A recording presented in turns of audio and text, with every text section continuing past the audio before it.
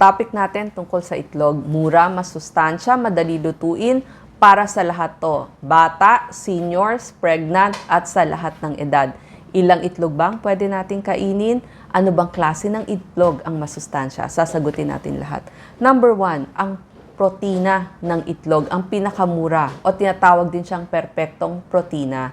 Kasi pwede nyo pong ibigay ito dun sa mga bata at sa lahat ng age group. So, yung protina, perfect para sa ating itlog. Dun sa mga bagong panganak, 6 months, pag pwede na silang pakainin, pwede na po din isabay i-introduce yung ating eggs. So, yung omelette, kailangan lang malambot, pwedeng unti-unting ipalasa dun sa inyong anak. Pag 9 months, nakakanguya-nguya na siya, pwede na siyang bigyan ng mas malalaking piraso ng itlog, lalo na pag 1-year-old o 12 months siya. At nakita nila na yung mga batang pinakain ng itlog, lalo na sa mga mahihirap na lugar, ay mas hindi na malnutrition. So, nakakatulong ito sa malnutrition. At nakita din nila yung mga ina. So, naging malusog yung bata kahit mura lang ang itlog. At yung mga ina na nagbe-breastfeeding, pinakain ng itlog, nakita nila mas matatangkad o mas tumangkad yung mga anak nila. So, maaga natin pakainin ng itlog para mas matangkad ang ating anak. At mura pa to. So, kahit mahirap ka, makakabili ka ng itlog. Sa mga breastfeeding mothers, kasama po ito sa mga superfoods na pinapakain sa nagbe-breastfeeding kasi kumpleto nga siya sa lahat ng bitamina at mineral. Sasabihin nyo, tataas ba ang cholesterol ko kapag kumain ako ng itlog?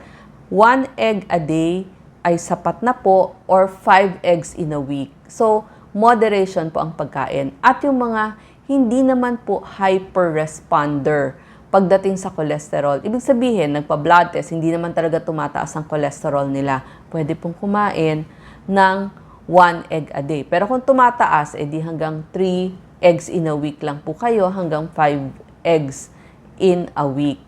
Sabi nga po ng noong 2015 US Department of Agriculture Diet Guideline, pwede pong kainin ito dun sa mga tao na hindi naman tumataas yung mga biomarkers para sa risk ng pagkakasakit ng puso. At nakita nila na kumpleto sa lahat ng bitamina, mineral na pangangailangan ng isang tao ang itlog. Pagdating sa vitamin A, lutein, zeaxanthin para gumanda ang paningin, hindi magkaroon ng age-related macular degeneration. So, para po sa mga seniors yun, maganda sa mata, hindi lalabo ang mata ng seniors.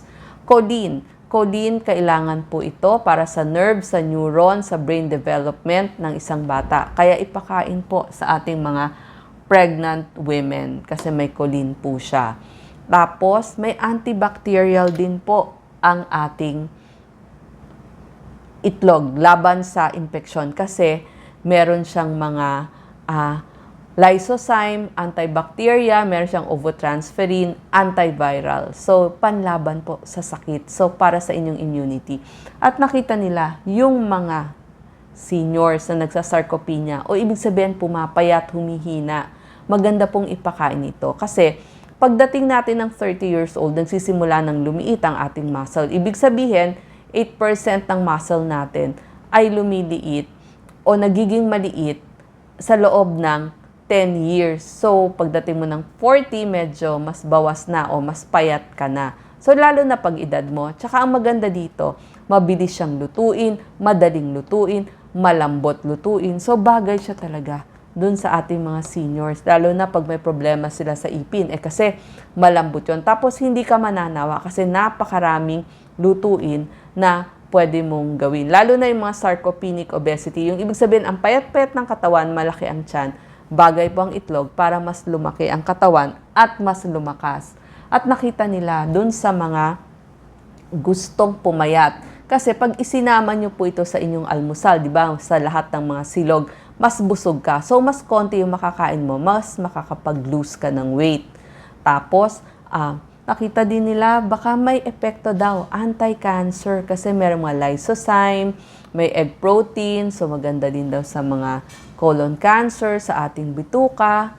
Tapos, yung immunoglobulin natin, yung panglaban dun sa mga bacteria, virus. Meron siyang immunoglobulin Y, avidin, phosphidin, ovotransferin. So, maganda siya lahat. So, laban sa malnutrition, ito maganda ipakain talaga sa ating mga bata. Nakita nila, nakakabawas ng malnutrition, pero nakakataas o nakakatangkad dun sa ating mga kabataan. Immunity, kasi meron siyang selenium.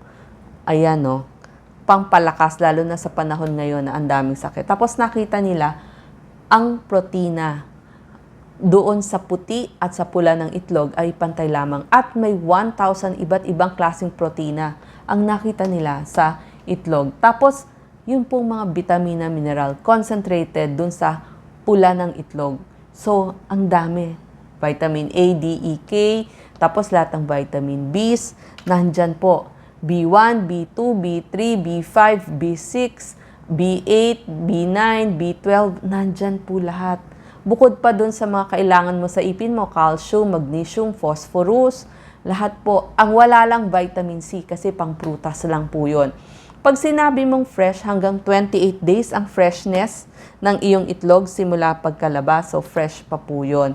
Anong magandang luto? Nakita nila, mas maganda, luto yung puti, pero malasado lamang dun sa gitna. Kasi, nandun nga yung lahat ng nakapreserve yung vitamina at mineral kapag ganon ang pagkaluto.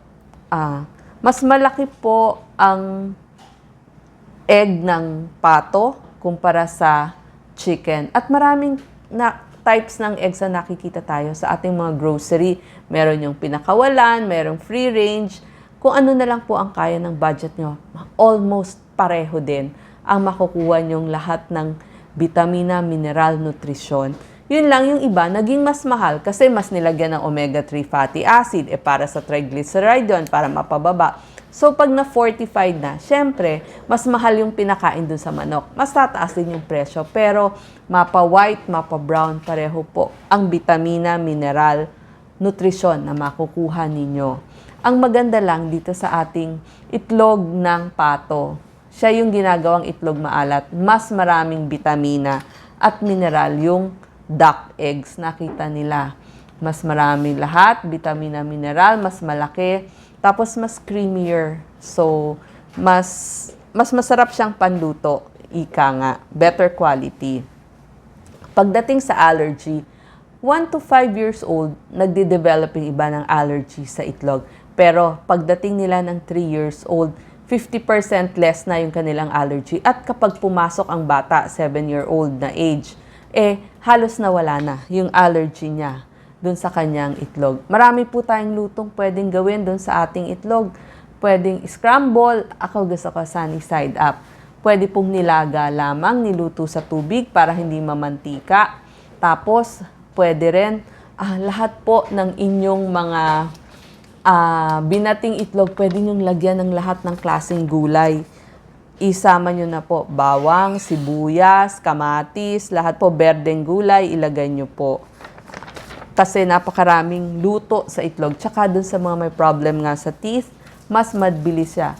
Ito po ang nutrition po ng salted eggs ay pareho din po. Hindi nawawala. So, ito po yung itlog na salted. Mas marami nga lang siyang sodium, pero pwede nyong gawin na sopas, ilagay sa inyong mga adobo, sa lahat ng inyong silog, at lahat po ng gulay nyo. Kung wala kayong pambili ng isasahog, lagyan nyo po ng eggs at magiging very nutritious ang inyong niluto. Kahit nga po ang kaning lamig, kapag ginawa nyong fried rice, nutritious po ito. Sabi ko nga, ang itlog maalat, mas malaki lang, mas malaki yung pula, pero maganda siyang panluto kasi konti yung tubig niya, pero more fat, so mas moist and fluffy. So, mas gusto nila sa mga cream at custard kasi mas creamier, ibig sabihin mas malasa, magandang pang-omelette. Darker yellow ang ating itlog maalat. Mas marami siyang omega-3 fatty acid, yung itlog ng pato o yung duck eggs. At 50% mas marami yung vitamin A niya, kaya nga very yellow siya. Mas marami rin siyang protina kumpara sa manok kasi mas malaki siya. Balut, 17 to 20 days na finertilize yun. Pareho din po kasi duck eggs yun. Pero kung sasabihin nyo natural na aphrodisiac, wala pa pong pag-aaral doon. Yung pugo, mas maliit lang, so kailangan mong kumain ng mga 4 o 5. So, yun yung katumbas ng isang manok. Pareho din po. Penoy, 12 to 13 days na fertilize. Siya yung may linya. Pagpatayo, basa or wet yung penoy nyo. Pag vertical yung linya, di ba parang may lapis siya. Mas tuyo yung inyong eggs. So, napakarami pong luto na pwedeng gawin, mga nanay. Ito po ang murang kasagutan para maging mas malusog at mas matangkad ang ating mga anak. Salamat po.